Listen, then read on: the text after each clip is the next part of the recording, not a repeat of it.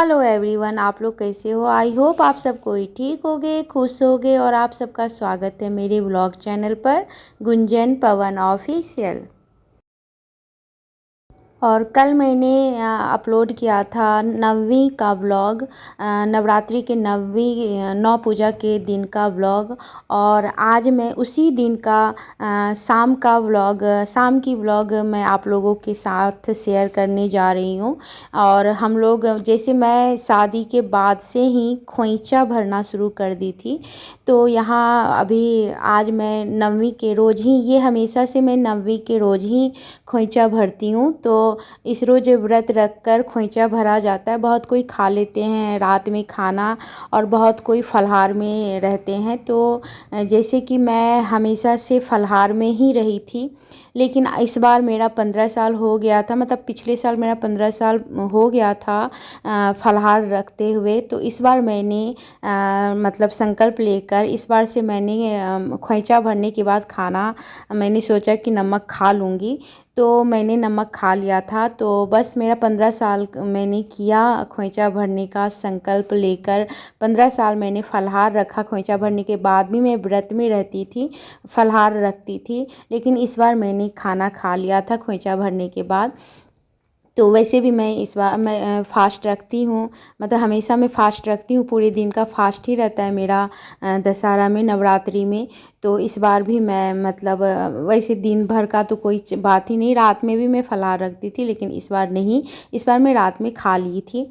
तो यहाँ मैं खोइंचा भरने की तैयारी कर रही हूँ। तो खोइंचा मैं किस तरह भरती हूँ, ये आप लोगों के साथ मैं शेयर करने जा रही हूँ। तो आप लोग देखो, गलती अगर हुई तो आप लोग कमेंट में ज़रूर बताना मुझे। बाकी मुझे जितना तक, इतने सालों से मैं भर रही हूँ, 15-16 साल हो गए मुझे खोइंचा भरते हुए। तो जो मुझे याद है, जैसे मैं करती आ रही हूँ वैसे ही मैं कर रही हूँ। और मैं दुर्गा माता के पास एक साड़ी और चुनरी चढ़ाती हूँ, साथ में खोइंचा भरती हूँ। तो ये मेरा शुरू से रहा है, शादी के बाद से ही रहा है। तो मैं उसी उसी तरह मैं आज भी खोइंचा भर रही हूँ।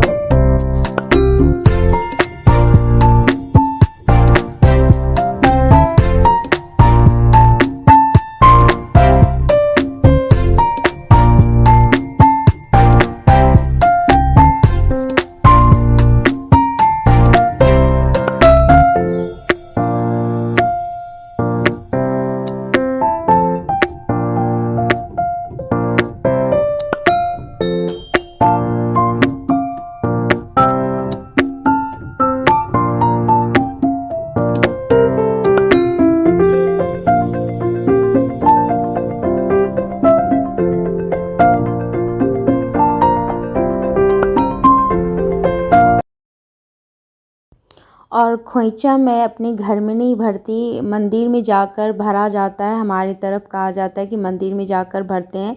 जो नया टाइम मतलब दुर्गा माता बनती है, नई दुर्गा माता रहती हैं जहाँ भी बनती हैं, वो उनके पास जाकर, या तो आप जो हमेशा से मंदिर है वहाँ दुर्गा माता घर है वहाँ भी आप खोइंचा भर सकते हो। लेकिन मैं भी यहाँ आई हूँ, यहाँ पुरानी भी दुर्गा माता है, लेकिन मैं जो नए बनाए जाते हैं पूजा करने के लिए वहाँ मैं खोइंचा भरती हूँ। तो यहाँ मैं आ चुकी हूँ टेम्पल मंदिर, और यहाँ मैं खोइंचा अभी पवन जी चुनरी उनको उठा देंगे यहाँ, क्योंकि आसान होता है चुनरी उठाना। बाकी और पंडाल में आप जाओ तो वो अनुमति नहीं मिलती आपको, लेकिन यहाँ अनुमति मिल जाती है। आप अपने हाथों से खुद से चुन्नी उठा सकते हो। तो यहाँ और हर साल पवन जी, जब से मैं यहाँ आई हूँ हर साल यहीं हम लोग खोइंचा भरे हैं, और पवन जी अपने हाथ से चुन्नी उठाते हैं दुर्गा माता को ऊपर चढ़कर। तो यहाँ आज भी पवन जी चुन्नी उठा देंगे, और यहाँ मैं खोइंचा उनके चरण के पास रख दूँगी, भर दूँगी। कभी कभी पंडित जी अगर रहते हैं तो उनसे मंत्र पढ़वा कर खोइंचा भर देती हूँ, लेकिन आज वो मिल नहीं रहे थे तो मैं खुद से यहाँ दिया वगैरह दिखाकर उनके चरण में खोइंचा रख दूँगी।